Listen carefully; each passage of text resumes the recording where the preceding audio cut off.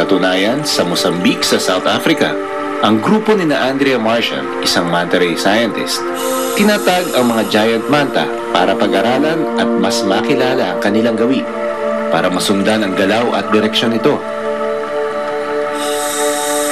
Tinatayang 50 higanting manta na ang kanilang natag. Manta rays, in my opinion, are one of the most beautiful animals in the ocean.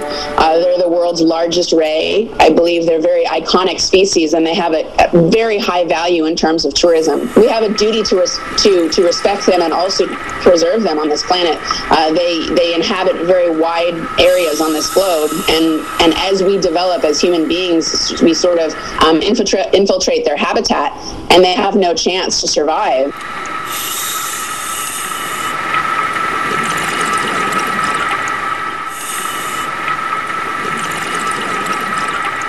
Nakilala namin ang mga rays bilang mga pating na flat o dapa ang katawan.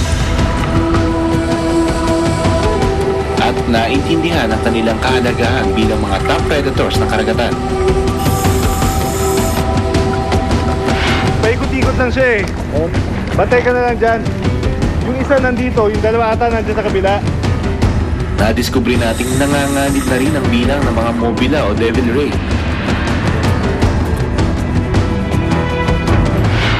Ang mas maliit na kapatid ng giant manta dahil pareho silang kinakatay para ibenta.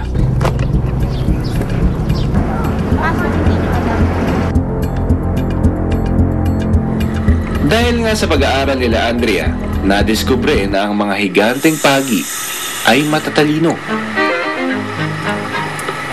organisado at may pakikitungo sa isa't isa.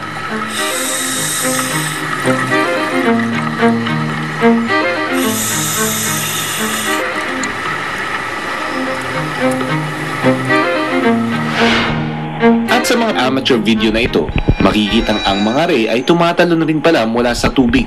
But the more research that we're doing in behavioral sort of aspects of these animals, the more social we realize they are. So they breach out of the water to communicate to one another.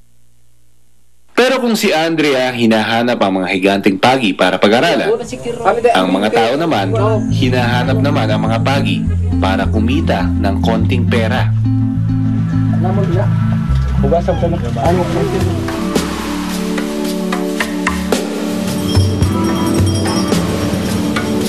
Sa Bicol, kilalang pagkain ng mga pagi. Sa mga palengke, makikitang katabi ng mga pagi ang mga pinsan nilang pating.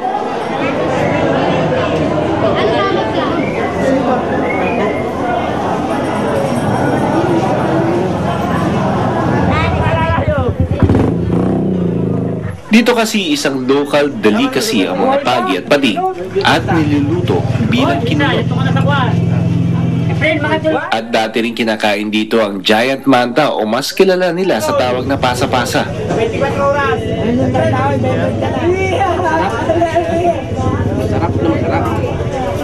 At nang ipagbawal ito, itinuon na lang daw ng mga Bicolano ang paghuli sa mga maliliit na pagi na mas mabilis magparami kaysa sa mga giant manta.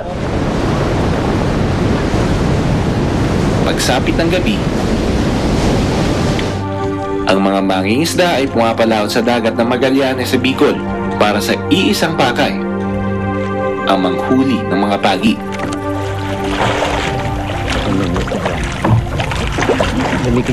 Ang grupo nila Mang Baldomero, hinuhuli muna ang kanilang pain. Pag sapat na ang pain, oras na para ikawit ang mga pusit at maghintay kung may kakagat na isda o pagi.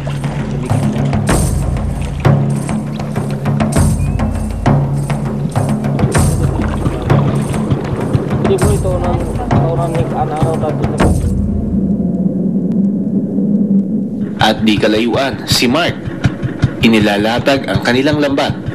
Tuwing umaalis ako alas 8 ng gabi, papunta ako sa laot, maghuli ng pagi. Pagdating ko sa laot, iniiwan ko lang yung lambat, saka tuwing umaga, nababalik naman ako, kukunin ko na siya.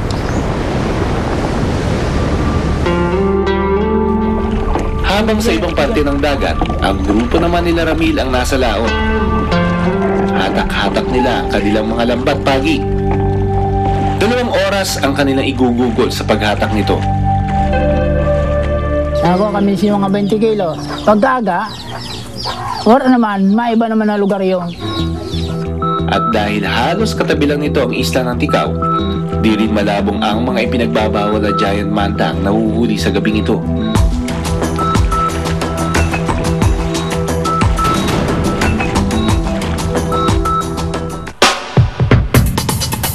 Maaaring maubos na nga ng tuluyan ang mga pagkaing dagat sa taong 2048. Minsan kasi huli na before we find out na wala na sila o kukunti na talaga yung bilang.